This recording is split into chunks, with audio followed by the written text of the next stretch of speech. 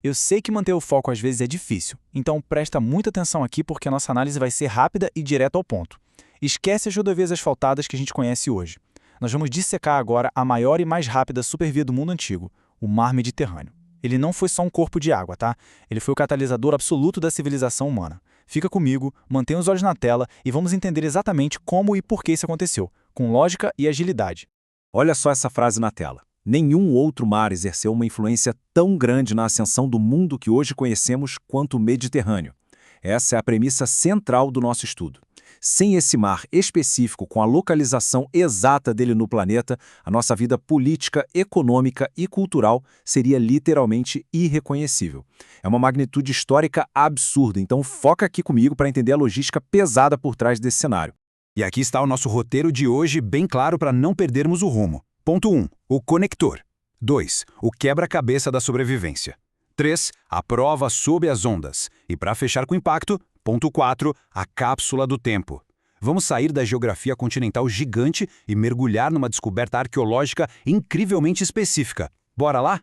Indo direto para a parte 1. O conector, unindo 3 continentes. A gente precisa examinar a geografia crua daquela época para entender essa vantagem estratégica brutal.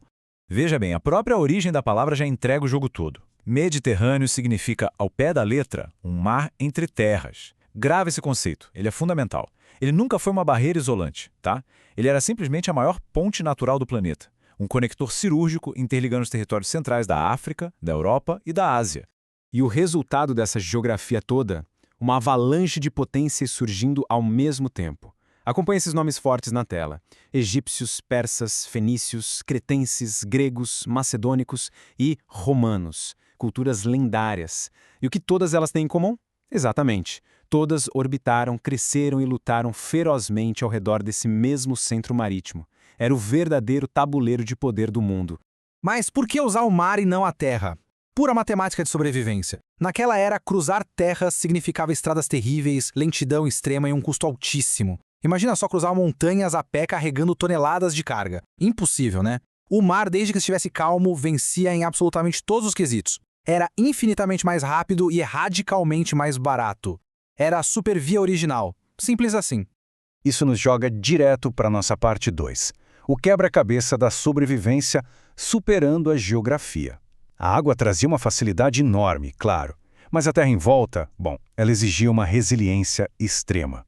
Mantenha o foco nessa informação-chave. As margens do Mediterrâneo eram basicamente um paredão implacável de pedra.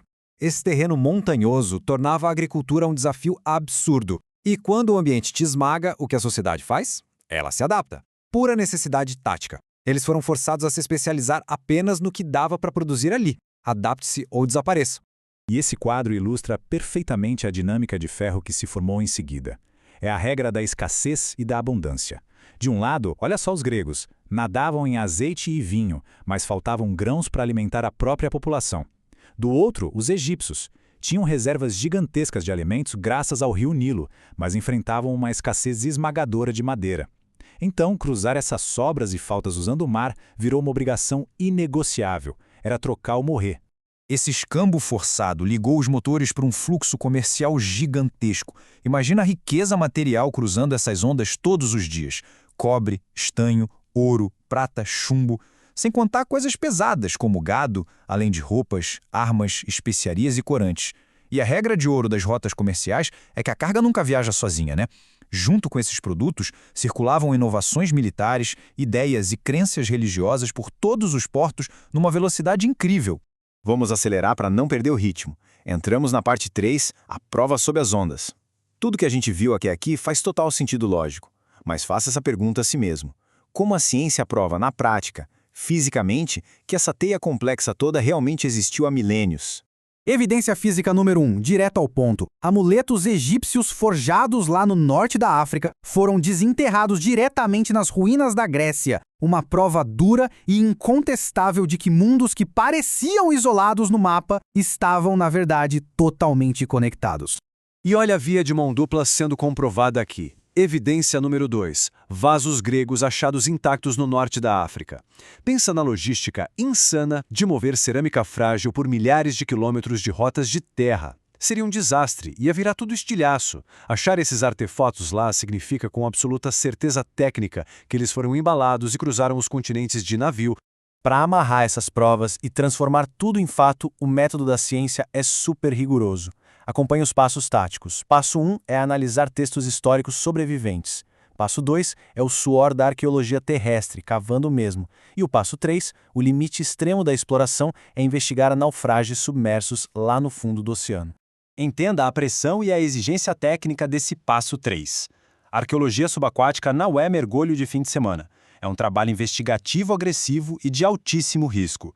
O profissional precisa ter o cérebro brilhante de um acadêmico e as habilidades de sobrevivência de um mergulhador militar de elite focado no escuro, operando sob pressão constante.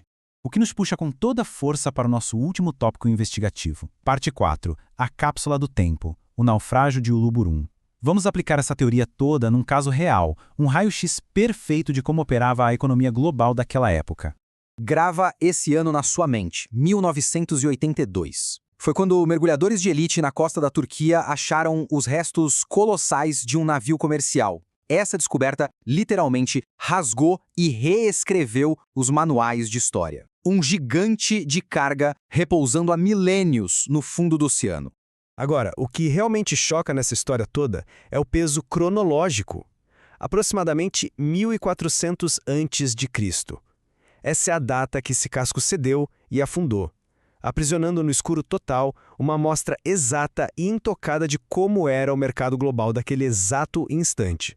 Dá uma olhada na magnitude dessa riqueza recuperada. Toneladas maciças de cobre vindas do Chipre, blocos de estanho puro, vidro antigo super complexo, além de joias incríveis de ouro e prata com o design exato do Oriente Próximo. Uma fortuna inteira consolidada em um único veículo, provando a força colossal de movimentação de carga que eles já tinham. E para amarrar os fatos como um concreto, não para por aí não. Toras pesadas de madeira de ébano cortadas no Egito, dividindo espaço com as tais cerâmicas gregas frágeis. E ainda marfim valioso de elefante e hipopótamo também do Egito. O ponto central aqui é irrefutável. O Mediterrâneo já funcionava como uma rede comercial incrivelmente globalizada, dinâmica e interdependente há milhares de anos. Para a gente fechar esse nosso estudo com impacto, fica com essa provocação técnica na cabeça. O Uluburum revelou como o mundo antigo operava a portas fechadas no século XIV a.C. Mas com milênios de tempestades e guerras, me diz, quais outras cápsulas do tempo ainda estão inteiras, no escuro, no fundo do mar, só esperando a nossa tecnologia avançar para reescrevermos a história? Mantenha isso em mente. A história não está deitada morta nos livros. Ela continua pulsando em tempo real debaixo das águas. Aplique essa visão analítica em tudo que for estudar daqui para frente.